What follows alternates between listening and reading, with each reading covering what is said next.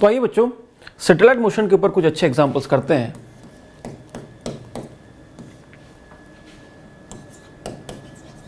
The time period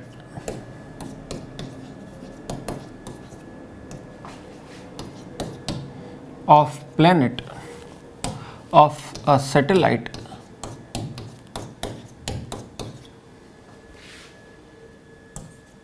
at height h above the surface of earth is a t. Find mass of earth in terms of T and H and radius. ये R जो है वो radius of earth है। Time period दे रखा है, right. तो time period का formula आपको याद ही होना चाहिए, टी स्क्वायर इक्वल टू क्या था, 4 pi square into R cube upon G M. वहां पे मैंने सन के लिए लिखा था, यहाँ पे अर्थ के लिए भी सिंपल रिलेशन है, डायरेक्टली याद रखना है। अच्छा बच्चों, यहाँ पे ये आर स्क्वायर की जगह यहाँ पे आप लिखोगे आर प्लस एच का स्क्वायर, क्योंकि वो जो प्लेनेट है वो सेंटर से आर प्लस एच डिस्टेंस दूर है, राइट। ये स्मॉल आर होता था। तो हमें मास ऑफ अर्थ निकालना है, तो क्लियरली यहाँ से mass of earth will be equal to 4 pi square times R plus H का क्यूब, यहाँ पे ये क्यूब आएगा, this is cube upon G T square. So this will be the mass of planet. कल को sun भी पूछ सकते हैं, कुछ भी। Next question,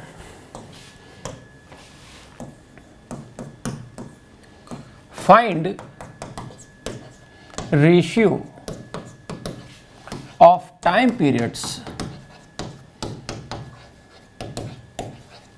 of two satellites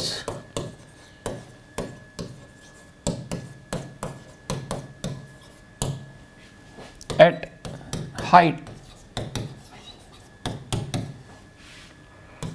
h1 equal to r and h2 equal to 2r respectively।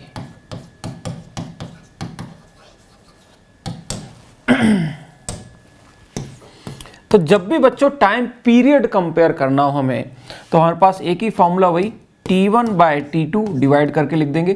तो T1 bye T2 का जो स्क्वायर हो जाएगा वो आपका हो जाएगा R1 बाय R2 का क्यूब। याद रखने वाली बात यहाँ पे ये है बच्चों कि ये जो R1 और R2 हैं ये दोनों सेंटर से डिस्टेंसेस हैं, और दूसरी बात ये जो हम सैटेलाइट्स लिख रहे हैं वो सेम प्लेनेट के अराउंड है, मतलब वो m कट चुका है, राइट, क्योंकि यहाँ पे m भी आता है।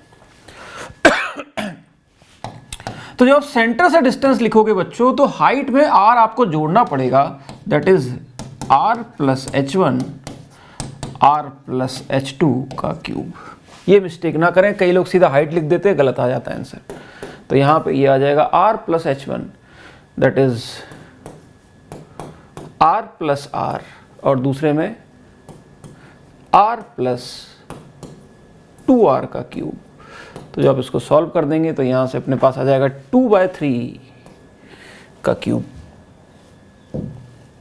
2/3 का cube. So we get T1 by T2 ratio of their time periods will be as 8 by 27 की power half. So this is like 2√2 upon 3√3. Simple है। टाइम पीरियड के ऊपर ये दो क्वेश्चन थे। Example number 3,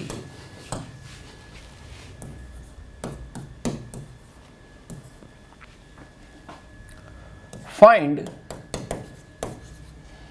work done to change the orbit of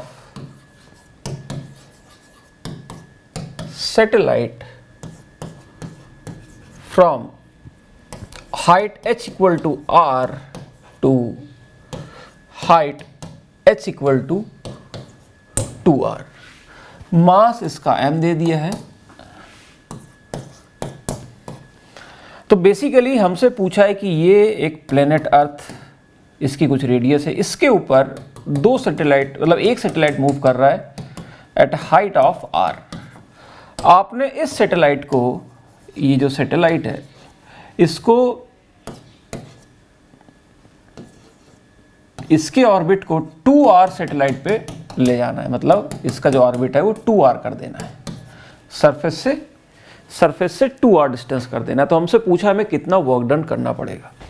तो बच्चों work done is basically, यहां पे जब आप लिखोगे वर्क डन होगा change in mechanical energy, change in potential energy मत करना, क्योंकि जो ऑर्बिट है वो रेस्ट पे नहीं है, ये दोनों ऑर्बिट की कुछ ना कुछ वेलोसिटीज भी होंगी, राइट।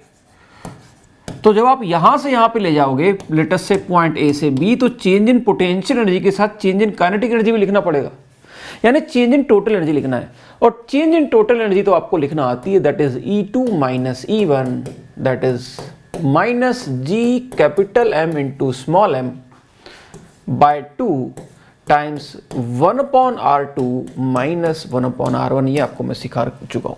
तो यहां पे जो वर्क डन लिखेंगे सैटेलाइट को एक जगह से उसके ऑर्बिट चेंज करने में, तो change in the energy of the satellite करनी पड़ेगी आपको।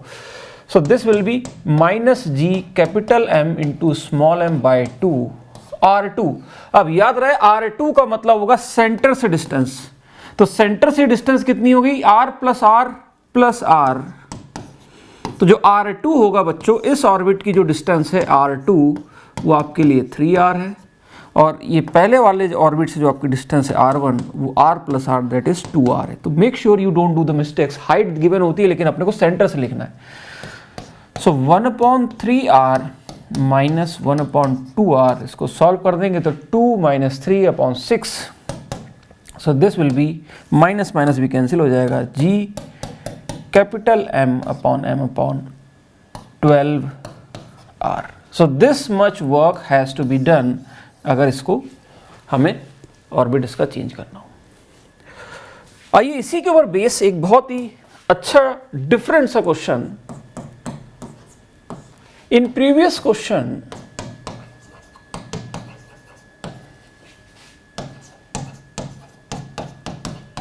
what energy must be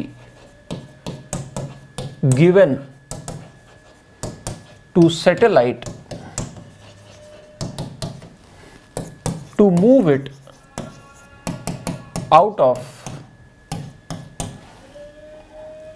it far away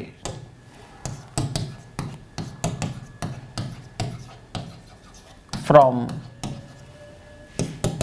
the planet। तो क्वेश्चन इस बार ये है बच्चों, ये अर्थ है, ये अर्थ का सेंटर है और ये ऑर्बिट में ये घूम रहा है। याद रहे ये रेस्ट पे नहीं है, ये ऑलरेडी इसकी वेलोसिटी है जिसको हम वी ऑर्बिटल वेलोसिटी कहते हैं। बट अब हमसे ये पूछा है कि हम इसको कितनी स्पीड और दे दें, इसकी स्पीड कितनी और बढ़ा दें कि ये कभी लौट का ही ना आए, it will reaches at infinity जाकर के रुके।